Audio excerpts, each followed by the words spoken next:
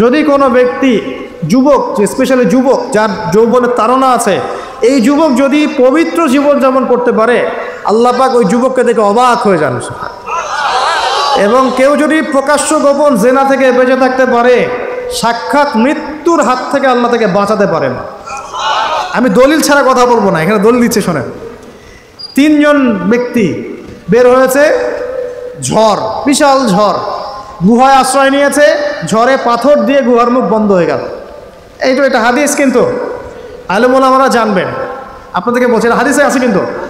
এখন গুহার মুখ খোলার কোনো অপশন নাই। এখন 3 জন পরামর্শ করছে, আমাদের কিছু নেক আমল দিয়ে আল্লাহর কাছে দোয়া করি, চল।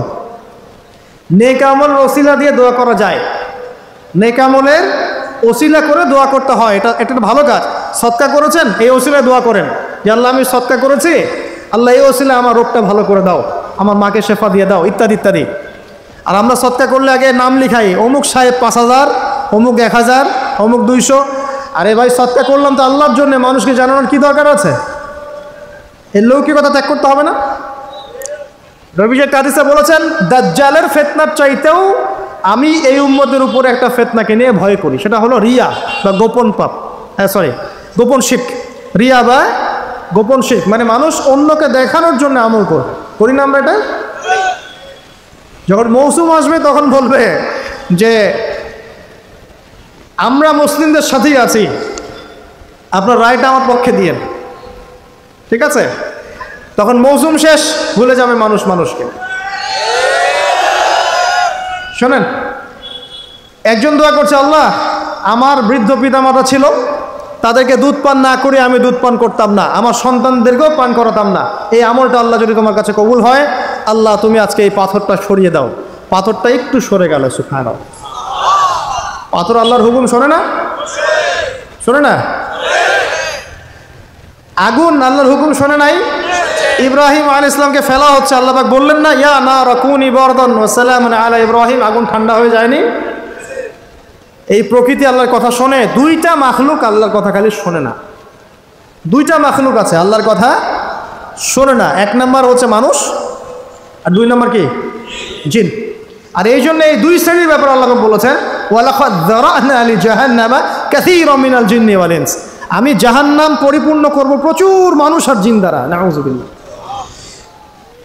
আগে মনে করতাম, যখন বয়সটা আরও কম ছিল, যে আল্লাহ পাক মানুষকে কিভাবে জাহান্নামে দিতে পারবেন, আল্লাহ পাক গফুর রহিম। এখন বুঝতে পারছি, পরিবেশ দেখে, এই বৈশ্বিক প্রেক্ষাপট দেখে, গবেষণা করে, পড়াশোনা করে, যে জাহান্নামে যাওয়ার উপযুক্ত যদি কোনো প্রাণী থেকে থাকে, সেটা হচ্ছে মানুষ। জানেন, জাহান্নামে যাওয়ার যদি উপযুক্ত কোনো প্রাণী এই মহাবিশ্বে থাকে, সেটা হচ্ছে মানুষ। এই জন্য আল্লাহ রসুল একটা হাদিসে বলেছেন, 1999 জন মানুষ যাবে জাহান্নামে। বলে নাউযুবিল্লাহ। আবার এমনও হাদিস আছে যে বিনা হিসেবে 70,000 মানুষ যাবে জান্নাতে, কোনো হিসাব নাই, বিনা হিসাবে জান্নাতে। আবার একটা হাদিসে আসছে, প্রত্যেক হাজারের সাথে 70,000 করে। সাহাবীরা খুশি হয়ে গেলেন যখন তারা জানলেন যে বেশিরভাগ জান্নাতি হবে উম্মতে মুহাম্মাদির। সুবহানাল্লাহ। উম্মতে মুহাম্মাদির জান্নাতে যাওয়ার একটা হাদিস বলে দিব, একটা হাদিসের উপর আমল করতে পারবেন?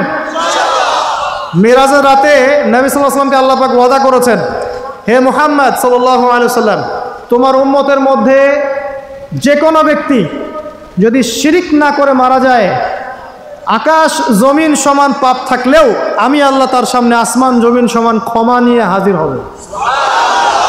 শিরিক না করে মারা গেলেই জান্নাতে যাবে ইনশাআল্লাহ। যদি সে চুরিও করে, জেনাও করে, ইনশাআল্লাহ আল্লাহ পাক হয়তো শাস্তি দিয়ে তাকে মাফ করে দিবেন। মৃত্যুর যন্ত্রণায় অনেক গুনাহ মাফ হয়ে যাবে ইনশাআল্লাহ। কবরের আযাবে অনেক পাপ মাফ হয়ে যাবে ইনশাআল্লাহ। আবার হাসরের মাঠেও মানুষ দাঁড়ায় থাকবে 50,000 বছর, এই কষ্টেই অনেক গুনাহ মাফ হয়ে যাবে ইনশাআল্লাহ। আল্লাহ পাক তার রহমতের চাদরে ঢেকে নেবেন, ইনশাআল্লাহ গুনাহ মাফ হয়ে যাবে। শিরকের পাপে যাওয়া যাবে না, আল্লাহ তৌফিক দান করুন। আর একজন ব্যক্তি বলছে, আল্লাহ একজন কৃতদাস ছিল আমার, সেই কৃতদাস আমার কাছে কিছু টাকা পেত। কি পেত? তো সেই টাকা দিয়ে আমি গবাদি পশু কিনেছিলাম, এই গবাদি পশু অনেক বংশবৃদ্ধি হয়েছে, অনেক দিন পর সে এসে বলছে আমার টাকা দাও। তা আমি বলেছিলাম সব এই গবাদি পশু তোমার, সব নিয়ে যাও। সে বলছিল যে আমার সাথে ঠাট্টা মশকরা করছে না। তখন সেই ব্যক্তি বলছে, না ঠাট্টা করছি না, তোমার টাকা থেকে কিনেছিলাম, এর বংশবৃদ্ধি হয়েছে, সবই তোমার, তুমি নিয়ে যাও। তিনি বলছেন, আল্লাহ এই দানটা যদি তোমার কাছে পছন্দ হয়ে থাকে, আল্লাহ আজকে এই মুখটা তুমি সরিয়ে দাও, পাথরটা সরিয়ে দাও। পাথর একটু সরে গেল। আরেকজন ব্যক্তি, যার কথা আমি আপনাকে বলছি, এই যে গোপন পাপ, জেনা, প্রিমিক্সিং, গার্লফ্রেন্ড বয়ফ্রেন্ড কালচার, এই সংস্কৃতির মধ্যে যারা আছে তাদের জন্য এই লাইনটুকু। এই ব্যক্তি বলছেন, হে আল্লাহ, আমার একজন চাচাতো বোন ছিল। কে ছিল? কাজিন, চাচাতো বোন। সে খুবই সুন্দরী ছিল, মাশাআল্লাহ। আল্লাহ পাক মেয়েদেরকে চমৎকার সৌন্দর্য দিয়ে সৃষ্টি করেছেন, করেন নাই? যুজ্জিনা লিন-নাস হুব্বু শাহাওয়াতি মিনান নিসা, মেয়েদের মধ্যে পুরুষদের সবচেয়ে বেশি খায়েশাত আছে, ফায়েশাত আছে, মানে খায়েশ, প্রবৃত্তির তাড়না আছে, সৌন্দর্য আছে, চাওয়া। তো চাচাতো বোনকে আমি খুব ভালোবাসতাম এবং আমি তাকে পেতে চাইতাম। একদিন সে আমাকে শর্ত দিল, 100 স্বর্ণ মুদ্রা দিলে আমি রাজি। বুঝতে পারছেন কথা কি? ব্যাখ্যা করতে হবে। 100 স্বর্ণ মুদ্রা দিলে আমি রাজি আছি। ওই যে বলে, নিজের পায়ে দাঁড়াও, একটা চাকরি করো, তারপর আমি রাজি। বলেনি আপনাকে? একটু টাকা পয়সা আর্ন করো, তারপর আমি তোমারই। আর এই করতে করতে প্রত্যেক দিন আপনার কাছ থেকে মনে করেন প্রত্যেক ডেটে 1000-1200, 1000, 2000 খাইতেই আছে। আর আপনি তো সদকায়ে জারিয়া করতেছেন নাকি? এটা সদকায়ে জারিয়া না গুনাহে জারিয়া? তো এইবার এই ব্যক্তি প্রচণ্ড পরিশ্রম করে 100 স্বর্ণ মুদ্রা জোগাড় করলো। বাপরে বাপ, কি একটা অবস্থা। তারপরে সে 100 স্বর্ণ মুদ্রা এনে এই চাচাতো বোনকে দিয়েছে, দিয়ে বলছে, এখন আমার সাথে তোমার যে চুক্তি সেটা পূরণ করতে হবে। সে সেক্সুয়াল যে রিলেশন সেটা করার প্রায় উপক্রম হয়েছে, সে তার কাছাকাছি সে বসে গেছে, একদম হাদিস আসছে সে বসে পড়েছে। ঠিক ওই সময় এই মেয়েটা বলছে, হে আল্লাহর বান্দা, আল্লাহকে ভয় করো, আমি এই সতীত্ব এখন পর্যন্ত নষ্ট করি নাই, আল্লাহকে ভয় করো, আমার সতীত্ব নষ্ট করো না। কে বলছে এটা? এই চাচাতো মেয়ে, চাচাতো বোন।